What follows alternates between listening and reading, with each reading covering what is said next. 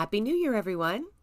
Here's to another 365 days of disrupting the status quo and trying to bring down capitalism, one episode at a time.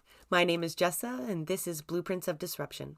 It's been a few weeks now since 55,000 Canadian postal workers were ordered back to work by the Liberals and the Canadian Industrial Relations Board. Anytime we hear that the right to strike has been undermined, we understandably get upset. This is the tool of workers, right? Withholding or modifying our collective labor is one of the only real pieces of leverage we have over our bosses. I'm sure that's not even news to any of you. But this wasn't just any strike. This was CUPW. And Canada Post did their workers dirty. They didn't even try to bargain in good faith because they knew the precedent had already been set that the feds would undermine their constitutional rights and force yet another contract on them. One of the most historically successful unions in Canada has seemingly lost the ability to negotiate a deal with their bosses.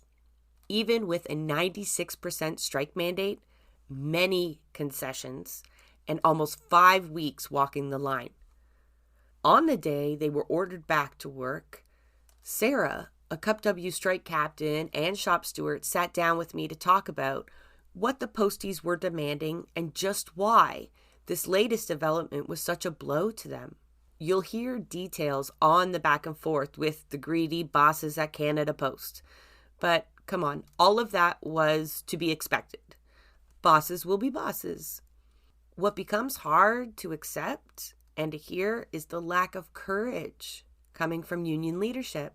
They chose pragmatism again in their ever-weakening position. Because on December 17th, when there should have been a massive display of defiance by Canadian Labour and allies, there wasn't even a handful of lines being held. No other labour union or coalition officially walked with them. The odd flag showed up, but these numbers were in the dozens, not the hundreds or thousands that it should have been.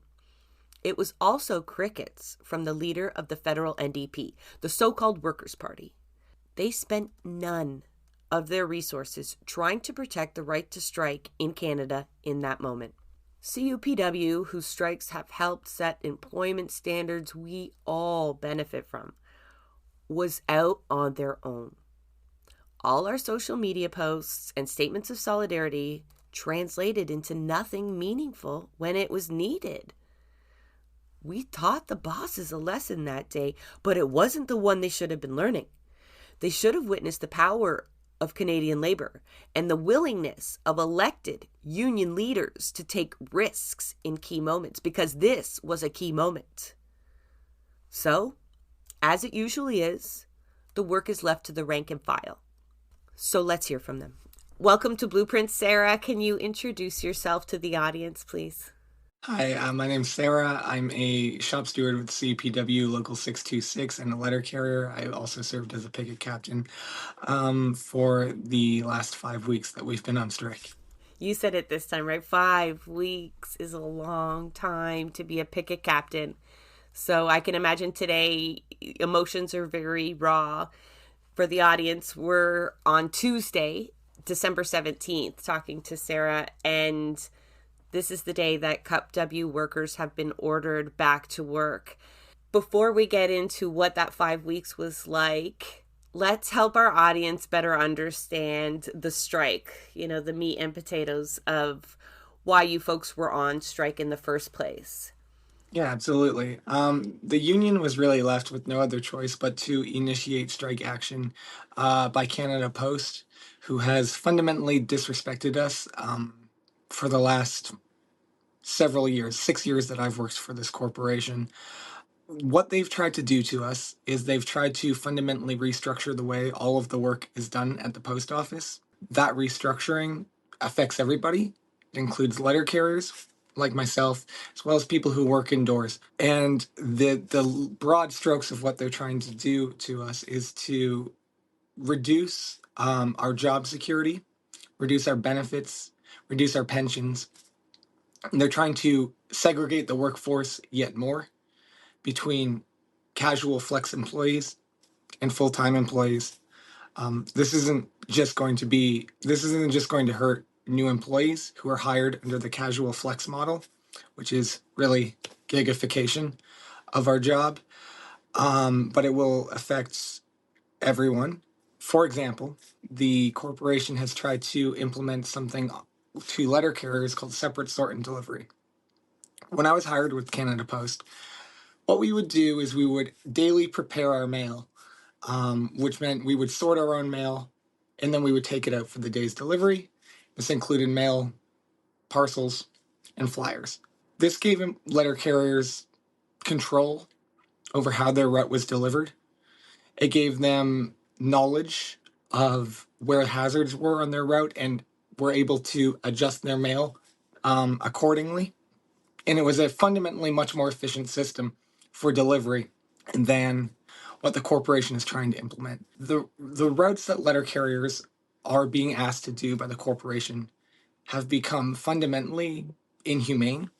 There's no other way to word what is being done. Letter carriers are being asked to walk upwards of 30 to 40 kilometers a day on routes which entail 9,000 stairs. They're being asked to drive through Toronto traffic to get to these locations, and being asked to do this all in an 8-hour day. I'm not an Olympic athlete, and asking me to do what is essentially a marathon every day um, is an absurd ask. On top of this, letter carriers are blamed for their own health and safety issues. The corporation was recently found by the Supreme Court of Canada to not be responsible for health and safety issues that happen outside of the workplace, namely everywhere a letter carrier goes. So they don't investigate those hazards. Wait a minute. Sorry. The places a letter carrier walks and delivers mail while being paid is not considered the workplace? You're talking about like a sorting facility or where they pick up the mail or park the vehicle and that's it. Yes, and that's all that the corporation is expected to have general control over. And therefore, the only thing that the corporation is really concerned about when it comes to health and safety is the direct workplace, where under SSD, letter carriers spend less than 30 to 40 minutes a day. If we get injured, we're often blamed for our own injuries. We're often accused of rushing, which doesn't make any sense when you're putting expectations on us of going 30 to 40 kilometers on our feet in a day while carrying increasingly heavy loads. The corporation has put an extreme focus, and it probably annoys a lot of your listeners, but it is the corporation's major focus is on delivery of ads in neighborhood mail, which we provide an essential service to Canadians. It's no doubt, but the corporation is far more interested in these ads, and those ads can constitute massive weights on the back of a letter carrier. We're talking for a loop that a letter carrier has to do, it could be 60, 80 pounds of ad mail alone before you factor in the parcels, packets, and like all the mail that the carrier has to deliver along that area. The major problem that has always been the issue for letter carriers is that there's no time value given to the carrier to deliver the flyers. The flyers are considered incentive piecemeal work, which means we're paid 1 penny per flyer we deliver, but we don't get any time in our day. This puts letter carriers into an untenable position, which essentially forces them into overtime almost every day. The corporation doesn't like that the carriers are doing this, but their solution is not to fix their route measurement system. Their solution is to compact the amount of time that the carrier spends in the depot by removing their need to sort the mail. The issue is that previously this was an unspoken truth, but it was a truth nonetheless, is that what letter carriers were doing to make this situation work is they would prioritize that section of delivery where they had the flyers for the day, and they would prioritize their parcels.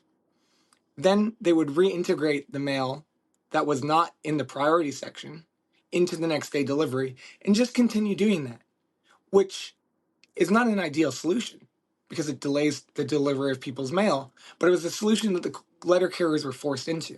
What the corporation has done by taking away our ability to sort and prepare our own mail is actually deprive us of the ability to even do that. So now the corporation is putting these expectations on us that we will complete the entirety of a 30-kilometer route every day, despite knowing full well that much of what we deliver, and which takes a significant amount of time, is not factored into route delivery. I mean, and these are just your grievances, some of your grievances for this particular work stoppage, but Canada Post has a history of being a shit employer, right? Like, this is upon layer of changes that have happened to carriers and other workers within Canada Post over the years, the removal of rural delivery. I know that was a Liberal policy, but it's just CUPW workers have not had it easy for many, many, many years facing up against this employer. The timing of the strike is likely what's on the lips of a lot of people talking to family members about the strike, right? Let's be honest, there's certain times of the year where folks wouldn't feel the pinch so bad. And I kind of likened it to the teachers when they strike.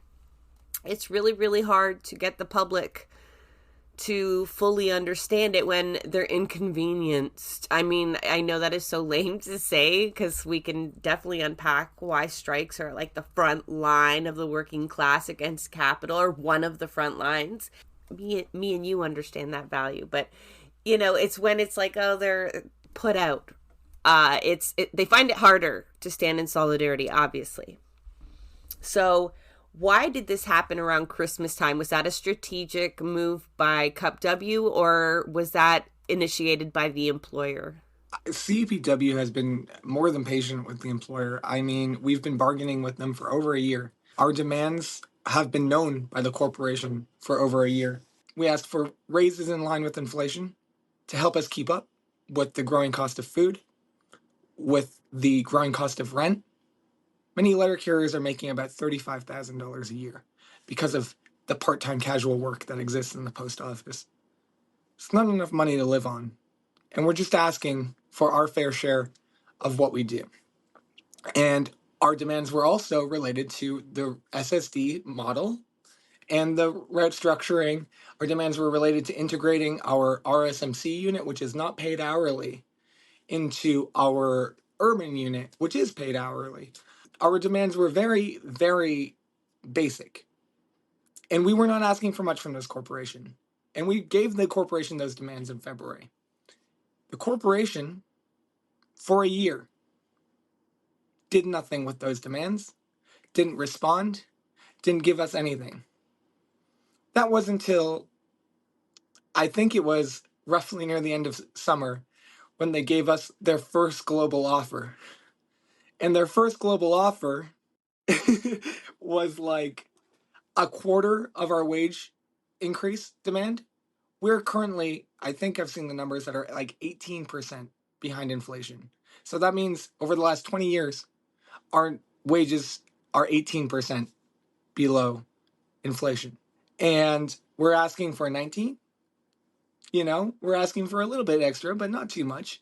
The corporation offered us, I think 5% was their first offer. They offered us 5%, and they said, oh, by the way, we want to also get rid of all of your job positions, all of your routes, and we want you all to be casual flex employees. That's not a tenable solution. You knew about our demands. What a low ball. We were all shocked to receive this. And not only that, they didn't just submit it to our union to review and present it to us. They mailed it out to every single of the 55,000 CUPW members in a single page document that essentially said, we're going to give you 5%, and in return, you give us your entire collective agreement. Obviously, people are upset about this. The union came back and said, well, we obviously can't accept this. Can you give us something better? And I believe the corporation moved maybe 5.5%, but they also added that, oh, you can keep your route, but basically what we're going to do is we're going to assess your route at a length that is way, way, way, way too long to complete. And then every day based off of AI, remove part of that and give it to somebody else, our casual flex force. uh, um, There are like no bosses out there that aren't exploiting AI to fuck us even more. Jeez, Louise. that was obviously unacceptable. And it was at this time that the union took their strike vote and said, look, we can't work in these conditions. We can't work with what you're giving us. So we have to take a strike vote. The corporation didn't budge on their position after he came back with a resounding 96% strike vote. When was that? I think it was in October. It's been It's a it's blur. it's been so long. So the corporation didn't budge on their position at all. We were essentially forced into the position because after you take a strike vote, you have to enact that strike vote or it becomes mute. I think it's like there's like a legal limit somewhere between 30 and 60 days. And like everyone knows CUPW will strike, right? So these employers are just, they know the fucking liberals will order y'all back to work eventually. There's so many industries that are just under the full understanding that the right to strike has been so depleted at this point that they're just not even trying at the bargaining table. I mean, it worked for them once more. That sort of strategy of we don't have to negotiate with workers. We don't have to give a damn what workers think because they don't matter. They don't matter to us. They don't matter to this government. They have no power. And for now, it looks like Canada Post is getting away with that strategy of bargaining, which is essentially just to tell us to take what they're offering, the scraps we're offering, and to shut up, you know. We've budged on our demands. We came down 5-6% on our wage demands. We offered them that thing they were saying they wanted to do. We said, fine, you can do it. You can have you can take work away from letter carriers based off of your AI modeling by removing our right to 1508, which has always been the cap on the corporation making routes too long, which was essentially letter carriers are entitled to do overtime on their own routes. If the corporation is making routes too long, then it's going to incur them overtime because the letter carriers are going to incur overtime on a daily basis. But we said to them, look, we'll give up our right to overtime on our own routes, which is a huge concession. It's a massive concession. And it allows the corporation to make routes really however long they want them to be. And then just piecemeal out that work. That's bad faith bargaining, right? Seeing you folks move so much on that and them just basically standing there smug as fuck saying, yeah, okay, whatever. We just have to outweight you. I mean, I don't know if you folks heard before we did, but hearing that the labor minister was going to refer it to the board and then you folks were ordered back to work. You must have expected this at some point, right? 5 weeks is a long time to be on strike, and you are essential workers, and the Liberal government behaves like this. I mean, maybe you weren't expecting this. Am I being presumptuous? Did you think that Canada Post would make a deal? The corporation's modus operandi it's as long as I can remember, certainly 2012 or 2011, when the Harper government forced a contract onto us.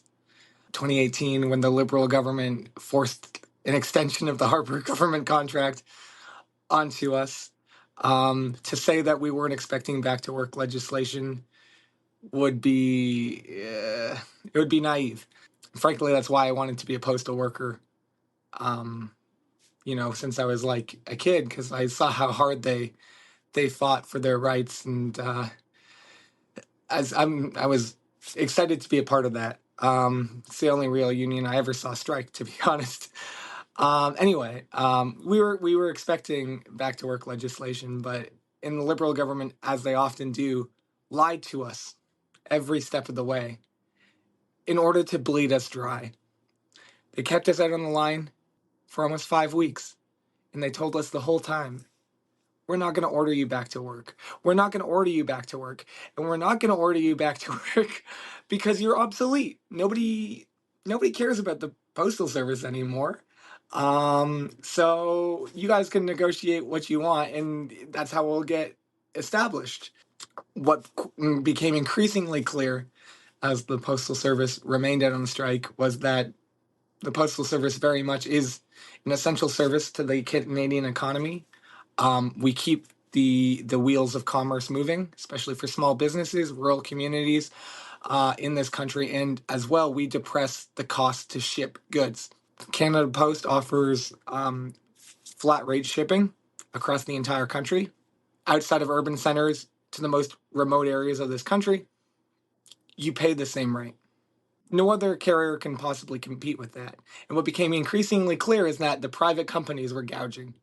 The private companies didn't have the capacity. Anybody who tried to send anything knows that that is true. And we also know that the CEO of Canada Post is also the CEO of Purolator. He's not the CEO. He is the audit committee chair or something Of Purolator. of Purolator. Yeah. Okay, thank you. I've posted both of his email addresses on my Twitter account if anyone's interested. Yeah, he gets paid over $600,000 to sit as the CEO of Canada Post, or somewhere between $580,000 and $620,000. He gets paid somewhere plus 33% bonuses. Hold on, I got a fun fact because I sat with my family. We were talking about the strike and managers and supervisors and vice presidents, and I don't know where I got the information, but I was able to find it, how many and what they were each paid. And wow, upper management is just bloated at Canada Post. I mean, the top dogs get paid a lot, but then there's a lot of like a couple steps down getting paid a lot of money. And that is incredible when you consider the arguments that they're making. What was it like for workers 5 weeks on? I mean, if they're all under the same knowledge or assumption that eventually they will be ordered back to work, regardless of what Canada Post is telling them to their face. Was that really hard to keep up people's spirits for 5 weeks? Or were folks still militant and ready to hold the line a little bit longer? There's a large contingent of people who are militant, as you can see by some of the lines still being held. There's a large contingent of postal workers who understand that this strike is really live or die for our union. And we know that if we don't get a good contract now, we may never get a good contract. We may never have another negotiated contract. So there's a large contingent of workers who are militant and want to hold these lines as long as they can. But it's not because they're well equipped and not because they're not suffering, because they are. But it's because we see literally no other choice. But there is also a large contingent of people who are scared. They're scared because the charade that the Liberal government and Canada Post played was effective. And that charade was, we don't have to negotiate with you or offer you anything. And the whole belief that is now circulated is that the corporation does not want to and is not able to and cannot offer us anything better than gigification, raises less than inflation, cuts to our pension, cuts to our benefits. That mentality has sunk in, but people don't seem to realize that the only reason the corporation refused to negotiate for so long was because they knew they didn't have to. They knew Big Brother was going to step in and send the little peons back to work, and they would just play, the good guy and the whole thing. So yes, it's a mixed bag. It's a mixed bag. Everyone's furious, to be clear. People are furious. They're furious that we were standing on those picket lines in the snow, in the rain, for 5 weeks, living off of, if you picketed every day, $280 a week from the union. Most people couldn't picket every day, and it's not sustainable. You can't live that way. You can't pay rent. You can't make your student loan payments. You can't make your debt payments. It's backbreaking. So yeah, people are in both camps. People are like, we have to, and other people less so. No, I imagine that's the case with almost any strike, right? But That is, that was gut wrenching to actually hear you say that you may not ever get another negotiated contract again. That hit hard. I don't think I viewed it that way, but you make the argument and it's kind of hard. I mean, it's not like it was even this detailed argument. I mean, if you just simply look at the behavior, even provincially, trying to use the notwithstanding clause to order workers back, it's like they are doing everything possible to simply make unions obsolete. Like, you can exist, but I won't allow you to be effective in any way. Now that it's Tuesday and some folks are back to work, some folks are holding the line. I think a lot of the lines that are being held are being called community lines, that they're not just CUPW workers. I mean, the whole time it shouldn't have been just CUPW workers, for the record. Even I took my kids to the line, for heaven's sake. But it's, I saw footage coming from Richmond showing a processing plant there being held by the steel workers. I saw BCGEU and some other usual suspects out in BC. It's a mixed bag today. How do you wish... Okay, let's say we had to go through this Band-Aid part of ordering y'all back to work because, like, it was expected, right? Were we not preparing for this? As especially the militant members, like, steeling yourself is one thing, but then making a plan to hold the lines regardless. Yeah, for sure. Obviously, I would have preferred we'd have a different outcome than we got, which was to, on the face of it, capitulate to the illegal back to work orders of the CIRB, the unelected CIRB. To speak to what some of the militants were doing up until this point, we had an excellent group of people called Posties Ready to Defy, trying to circulate the message that defiance was going to be necessary at some point in our negotiations. I think, that was kind of tried to be headed off by the liberals who said, no, that's not going to happen. That's not going to happen. That's not going to happen. It's going to happen, But so our members in Edmonton managed to get a motion passed through their local in order to hold votes on the picket line as to whether we would defy. From my understanding, those votes passed at 70%, that they would defy. However, their union leadership also refused to go against the NEB.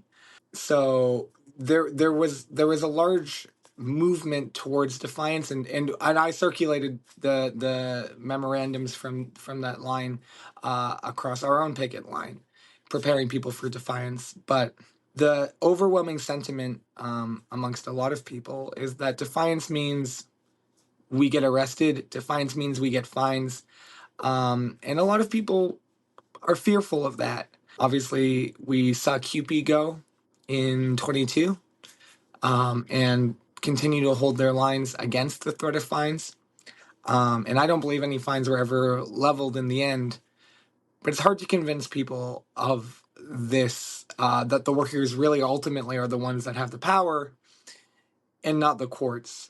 So we've tried to push through our own local and so forth motions to similar effects, but the engagement that happens at locals, I don't want to speak badly of locals in general, but it's a very bureaucratic procedure, and a lot of workers aren't knowledgeable or prepared to fight a bureaucratic battle in the way that some longtime members of a local might be. So it's an uphill battle for rank and file workers, but it's not insurmountable, and it's not one that I'm prepared to say we've lost. We have now a little less than 6 months until we are negotiating again, whatever that means. And obviously, we remain, from my point of view, in a legal strike position up until that point. So now I think the push is really on to get workers to see that, this is our do or die moment, and the entire working class in this country is looking to us for leadership, because we saw the longshoremen, the rail workers, all face these same attacks and get forced into arbitration. But the Liberal government has left a door open here, and hopefully not a door that, is closed by a coming Conservative government, which I don't want to be pessimistic, which is, I don't know, is there really a difference? But anyway, the Liberal government has left a door here for postal workers to organize, to build momentum, and to change what has become a defeat and turn it into a victory. Because where we are at now is not a good position to be in. We have workers who are desperate. We have workers who have lost faith in their union leadership. But it should also be clear that those same workers have a tremendous opportunity, as does the union leadership, which I will not count myself as someone who's lost faith in the union leadership. But I understand the pragmatic reasons why the decisions that were made. But I will say that we have a door open to us, and all that's left for us now is to walk through that door. Strike through that door. So, just to clarify, I heard you correctly. You consider yourselves in a legal strike position up until, I think it's May? I believe that the union, as of right now, has been illegally put into a position to surrender our strike lines by the CIRB. Don't believe that position is constitutional. Not to appeal to liberal constitutionality, but I don't believe that it is. We took a 95% strike vote. That strike vote continues to stand. And just because the liberals think that they can walk over the democratic rights of the workers, it is my point of view that the workers are still very much in a strike position. All that we need to do is to build the organization necessary to seize that moment. Well, I'm here for that. It's reading one of the articles there this morning. It describes, like, Canada Post's statement there implies that the union has agreed to some of the points, the order. Is that correct? Or is that just them playing a PR game? It's my point of, again, this is all my point of view. I haven't seen any indication that the union has agreed to any of what has been transpired in the CIRB. Indeed, quite the opposite. What is being circulated amongst union leadership, not just the National Executive Board, but amongst other high-ranking members of our union. Don't want to obviously give out names, but my point of view on that is that a lot of people consider what has happened to us to be a fundamental trampling of our constitutional rights. And Canada Post and the bourgeois corporate media lie a lot. You'll recall when our strikes started, it was Canada Post was saying we're preparing for a rotating strike, and that's just what the news repeated, that we're having a rotating strike. The news in Canada Post like to invent narratives that they want to be true. So they want it to be true that the union has accepted this illegal trampling of our rights. Every indication that I have seen is that the union has not in any way accepted the illegal trampling of our rights, but understandably is put into a position where they need to be pragmatic on how they proceed. To say I'm pulling for you folks is an understatement, because you said it yourself that we're looking, I mean, I'm not even a unionized worker, and I'm looking to you folks for leadership and courage. And CUPW, I mean, I said it to the folks we visited on the line. I go, you guys are like the union we point to when we're trying to explain to people the historical value of unions. Like, you enjoy this and this and this because of postal workers striking. It's one of those kind of unions where if they can't do it, right, if they can't get a negotiated deal, is that a pivotal moment for the Canadian labor movement? And we keep getting closer and closer to realizing that there is an actual Canadian labor movement at some of these community lines being held. I would like to see more of this. This shouldn't just be a CUPW issue. and it sets an awful precedent. I mean, I'll say it so you don't have to. I mean, the other unions out there need to be prepared to hold some of these lines, and should have already been anticipating this. And just like we asked them to hold the encampments and they promised to, I'm getting very frustrated to see, this lack of understanding of these moments, these do or die moments, that we can't let them pass us by. So, I mean, Sarah, picket captain, shop steward, and, a letter carrier, I very much appreciate your work here. I wish today was a different day, but I think I'm going to sit on some of the things that you said, of looking towards the more hopeful possibilities that could come from this, and that it's not over, right? We're just kind of in a new phase of it. And it was nice to watch people hold a picket line after being ordered back to work. I mean, I'll just keep replaying some of those videos. Maybe you could go, I don't know if there's one in Ontario being held, but I think maybe you should go visit it if it's possible, even if it's virtually. Because, the work matters still, for sure. Thank you very much, Sarah. Thank you. That is a wrap on another episode of Blueprints of Disruption. Thank you for joining us. If you'd like to help us continue disrupting the status quo, please share our content, and if you have the means, consider becoming a patron. Not only does our support come from the progressive community, so does our content. So reach out to us and let us know what or who we should be amplifying. So until next time, keep disrupting. There once was a time, many years ago, when the boss had the power to just say no. No breaks, no vacation, no 40-hour week. He'd say take it or leave it and throw you out on the street. Kids working in sweatshops all day long. No one dared to question it or say it was wrong. Till workers formed unions and stood up for what's right and gave to us all a much better life. Unions are the reason there's a minimum wage, weekends, vacations, lunch breaks, and sick days. Organized labor made all this come true. Don't ever forget what unions did for you. Safe working conditions, health benefits too, unemployment insurance to help you get through the bad times and good times when we are as one. There is no challenge we can't overcome, 'cause unions are the reason there's a minimum wage, weekends, vacations, lunch breaks, and sick days. Organized labor made all this come true.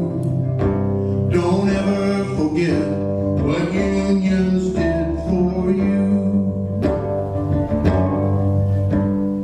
We're in a time that has turned back around. Once again, the rich are trying to keep workers down.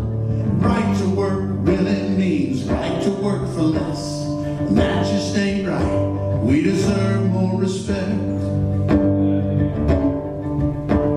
Now we're asking Congress to help our pension plan, but it's not a bailout, just a helping hand. We'll pay it back and pay it forward too, and keep workers working. That's what unions do. 'Cause unions are the reason there's a minimum wage, weekends, vacations, lunch breaks, and sick days. Organized labor made all this come true. Don't ever forget what unions